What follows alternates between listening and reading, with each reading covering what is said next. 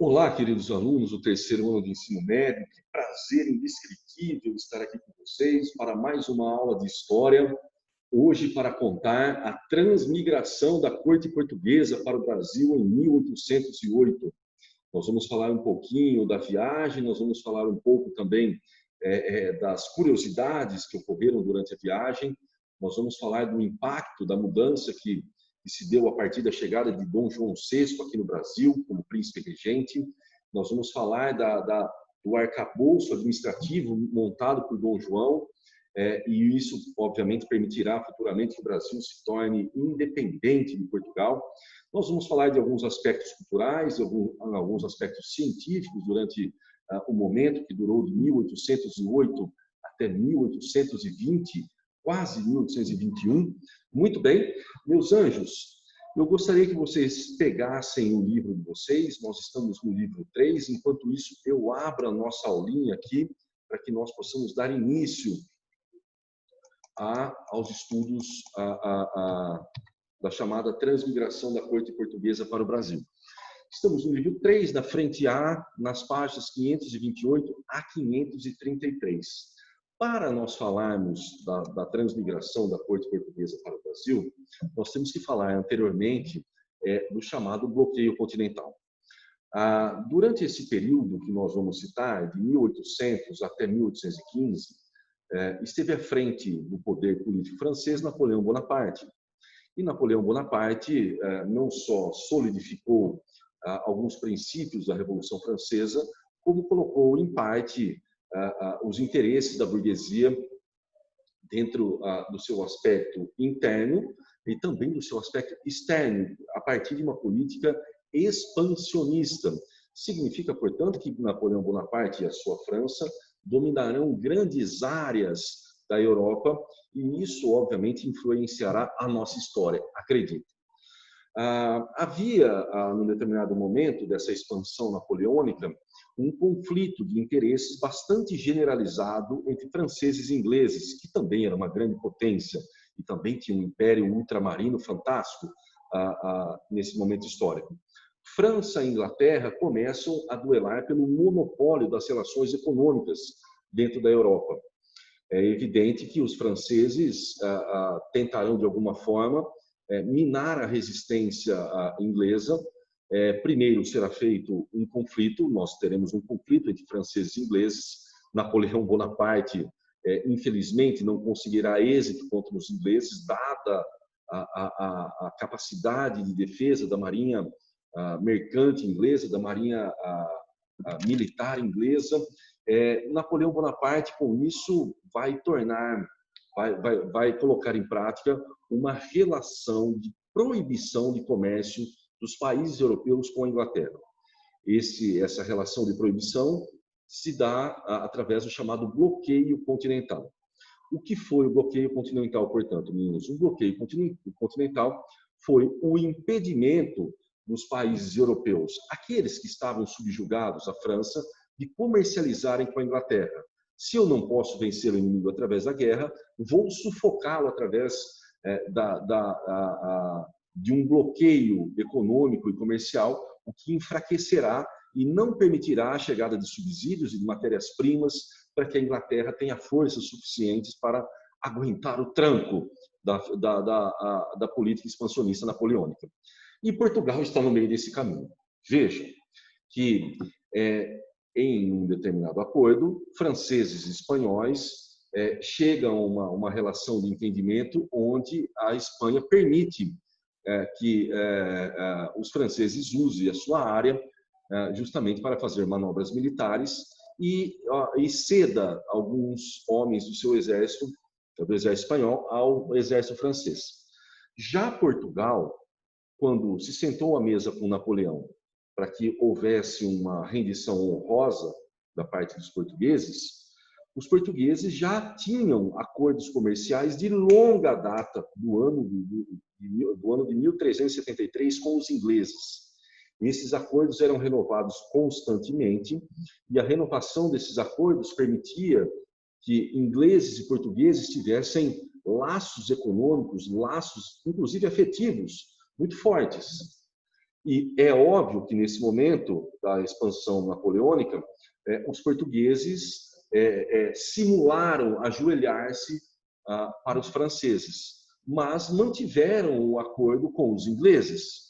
Evidentemente que Dom João VI não foi burro nesse momento, ele fez um jogo duplo, uma coisa meio maquiavélica, né, meus anjos? Dizem que Dom João VI era meio bobó, mas nesse caso não. Ele conseguiu justamente ganhar tempo, mantendo a sua fidelidade afetiva e econômica com os ingleses, e ao mesmo tempo prometendo aos franceses que ele iria se submeter às condições que Napoleão impusesse. Só que Napoleão Bonaparte descobriu que Dom João VI estava tramando ou pedindo ajuda para os ingleses para evitar a penetração dos franceses em suas terras. É óbvio que Napoleão Bonaparte vai tomar uma atitude excessiva nesse momento. Ele vai juntar a sua tropa, uma parte de sua tropa, e vai enviar a Portugal. Como a Espanha era uma passagem livre nesse momento, o que fez a tropa napoleônica? Ela entrou por Portugal, e quando Dom João VI soube que os franceses estavam às portas de Lisboa, Dom João VI, percebendo que os ingleses não chegariam a tempo para salvá-lo, decide mais do que rapidamente vir para o Brasil. É evidente que Portugal sempre viu o Brasil como um local interessante para ser a sede do seu império. Dada a localização e a proximidade com outras áreas, como a África e a própria Índia, isso fazia com que Portugal sempre pensou ou pensasse nessa possibilidade de tornar o Brasil a sede do seu governo. Mas, nesse momento, se torna a situação é emergencial. Não há mais o que fazer, as tropas inglesas não chegaram a tempo para ajudar Dom João VI, Napoleão está às portas do seu palácio, é melhor fugir. E nessa correria para fugir do Brasil é que nós temos a coisa mais maluca que já aconteceu, talvez, na história da humanidade. O rei e a sua corte, de aproximadamente 10 a 15 mil homens, vai embarcar no porto de Lisboa rumo ao Brasil. Todo mundo fugindo, pegando cueca às pressas, carcinhola às pressas, tudo que tivesse de riqueza, as obras da corte portuguesa, foi uma loucura. Foi uma loucura. É evidente que o porto de Lisboa, naquele momento, não era asfaltado, não tinha todo esse brilhantismo e os requintes que nós temos hoje. Estava um dia chuvoso e o lamaçal tornou a situação ainda mais indescritível, digamos assim. E nessas condições, às pressas, vieram todos os integrantes da corte portuguesa para o Brasil. Durante a viagem, meninos, faltou água, as condições sanitárias eram terríveis, a alimentação na qual os nobres saboreavam eram extremamente insalubres, azedas, já passadas, a água começou a envelhecer e a apodrecer, as pessoas tinham enjoo corriqueiramente dentro dos barcos, virou um furdúncio. O próprio barco, ou a embarcação que trouxe Dom João VI para o Brasil, como o rei nesse momento tinha direito a uma comida mais nobre, nessa embarcação vieram porcos, vieram cabras, vieram animais de todas as espécies para serem abatidos. E dizem que a fedentina era geral. Para piorar, pegaram uma calmaria no Golfo da Guiné e a viagem, que era para demorar de 30 a 35 dias, demorou 45 dias. Então, vocês percebam, meus anjos, que a coisa foi ruim.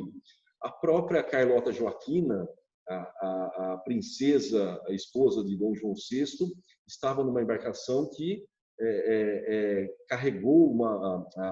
levou a uma infestação de piolho.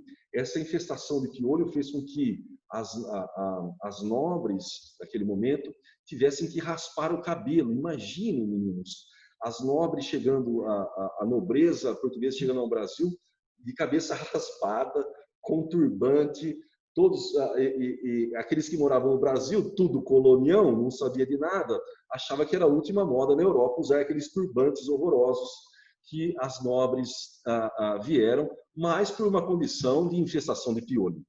Fora as infestações de rato, fora as infestações de barata, a coisa era chula. Mas, enfim, chegou a corte portuguesa ao Brasil, desembarcando na Bahia, em 1808. E Dom João VI não vai tardar, ao chegar à Bahia, em assinar o primeiro decreto que abrirá os portos às nações amigas e colocará um fim no pacto colonial. Veja que loucura, meninos. Assim que Dom João chegou ao Brasil, ele rompe o pacto colonial que sustentou Portugal por mais de 3 séculos com relação às riquezas extraídas aqui no Brasil. Ele coloca um fim nesse pacto e coloca à disposição das nações amigas a possibilidade de trocas comerciais. As nações amigas, nesse momento, nós sabemos que basicamente é a Inglaterra. Ok, meus anjos? Outros tratados que foram interessantes, e eu vou falar um por um, para que nós mencionemos e possamos dar a categorização a cada um deles, foram. O primeiro é o Tratado de Aliança e Amizade de 1810, que, entre outros fatores, permitiria a extinção gradual do tráfico de escravos no Brasil. Por que os ingleses pressionavam Dom João a eliminar a escravatura no Brasil? Isso permitiria que o mercado consumidor, o fato da mão de obra ter que ser paga, que a mão de obra receba uma garantia pelo seu trabalho, permitiria um consumo muito maior dos produtos ingleses, sobretudo os tecidos. Isso não se consolidará. Nós teremos a renovação desse contrato em 1827, se eu não me engano, ou 1831, agora me fugiu a data, e a abolição da escravatura no Brasil só se dará em 1888. Vejam, meninos, o quanto a escravidão no Brasil foi maléfica em todos os sentidos, mas o quanto a escravidão no Brasil sustentava a economia, não só colonial, mas também daqui para frente a economia imperial que virá. Muito bem, um ponto que está além nesse processo de relações de interesse comercial é justamente a liberdade religiosa que os ingleses tinham no Brasil e a liberdade jurídica. Os ingleses não poderiam ser condenados por um juiz brasileiro, apenas por um juiz inglês. E os ingleses poderiam manifestar a sua crença no protestantismo, religião que eles haviam adotado durante esse momento, em 1808. Outro ponto interessante, meninos, é o Tratado de Navegação e Comércio de 1810. As taxas alfandegárias que o Brasil estabeleceu nesse momento favoreciam imensamente a Inglaterra, que pagava 15% pela entrada dos produtos aqui no Brasil à alfândega. Portugal, por exemplo, pagava 16%. Outros países chegavam a pagar 24%, 30% dos seus produtos, na sua produção, que entrasse aqui no Brasil. Isso permitiria que os produtos ingleses quase não tivessem concorrência aqui no Brasil. Evidentemente que já citei isso, mas houve uma enxurrada de produtos ingleses no Brasil, tecidos, ferramentas, de um modo geral, utensílios, máquinas e assim sucessivamente. Ok? Outro ponto que é interessante aqui é a transformação do Brasil em sede do Império Português. Vejam, a partir de 1815, o Brasil é elevado a Reino Unido de Portugal e Algarves. Isso torna o Brasil, teoricamente, a sede do Império Português. Nós deixamos de ser a colônia e passamos a ser a metrópole. Portugal passa a ser uma extensão desse Império Português. Veja que coisa maluca, né, meninos? Mas isso era, sobretudo, porque Dom João viu a possibilidade de expansão e de crescimento não só econômico, mas também populacional aqui no Brasil. Ele via o Brasil com bons olhos, Dom João VI. Essa marca que nós temos dele, que ele era meio bobão, que ele era meio bobalhado, tudo bem, mas que ele não era besta quanto às suas estratégias e era muito bem assessorado, isso nós não podemos negar. Esse assessoramento permitia que houvesse uma boa relação entre a elite brasileira, no caso, e a corte portuguesa, que aqui se transferiu, e houvesse uma dimensão quase que recíproca em relação ao entendimento da extensão comercial, do proveito da área que nós poderíamos explorar aqui no Brasil. Nós não estamos falando de justiça social, meninos, estamos falando de riqueza produzida, e essa riqueza produzida ficava devidamente com alguns grupos locais. Muito bem, dado essas informações, o que Dom João fez especificamente no Brasil? Tudo. O Brasil era um sitião, essa é a verdade, né, meninos? Não havia nenhum tipo de evolução considerável nos seus aspectos econômicos, políticos, sociais. O Brasil era encravado em si mesmo, era uma coisa fechada e hermética dentro de uma relação de produção muito bizonha, muito restrita nesse momento. Dom João teve que formar uma espécie de arcabouço administrativo aqui no Brasil. Toda a administração pública foi trazida de Portugal, todo o erário público passou a ser investido na modernização de áreas como Rio de Janeiro e Salvador. Percebam, portanto, que havia uma preocupação de Dom João VI também em modernizar algumas áreas do Brasil para que, obviamente, nós tivéssemos uma imagem mais respeitosa no exterior.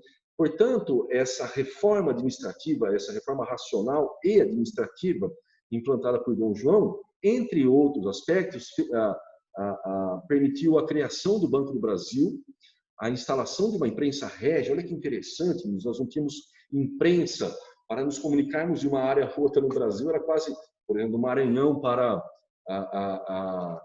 São Paulo ou para áreas do Sul, era quase 3 meses para chegar uma informação. Agora nós temos uma imprensa régia, que funcionará sobretudo no Rio de Janeiro e em São Paulo, vamos contar a verdade, em Salvador também, em Pernambuco também. Muito bem. A criação da Escola Médica na Bahia, no Rio de Janeiro, a criação da Academia Real Militar, a criação da Escola Real de Ciências, Artes e Ofícios, e muito bem, meus anjos, esse processo de modernização se autenticará com a chamada instalação da liberdade industrial, revogando o alvará de 1785, outorgado pela Rainha Maria I, a Louca. Nós podemos falar um pouquinho sobre ela depois, tá? Muito bem, vejam então, meninos, que todo esse processo, toda essa dinâmica de colocação de instituições permitirão ao Brasil um funcionamento adequado, uma legislação cabível que futuramente nos permitirá emanciparmos de Portugal. Veja que todo esse processo, toda essa constituição de instituições que permitirão o funcionamento da metrópole agora aqui no Brasil, permitirá posteriormente que o Brasil se torne emancipado da corte portuguesa. E, obviamente, que esse processo não tinha sido estabelecido com esse intuito por Dom João VI, mas o desenrolar da história, a queda de Napoleão em 1815, a Revolução Liberal do Porto em 1820 e 1821 em Portugal farão com que Dom João, afinal, tenha que migrar do Brasil novamente para Portugal. Além dessas inovações, Dom João conseguiu anexar a Cisplatina,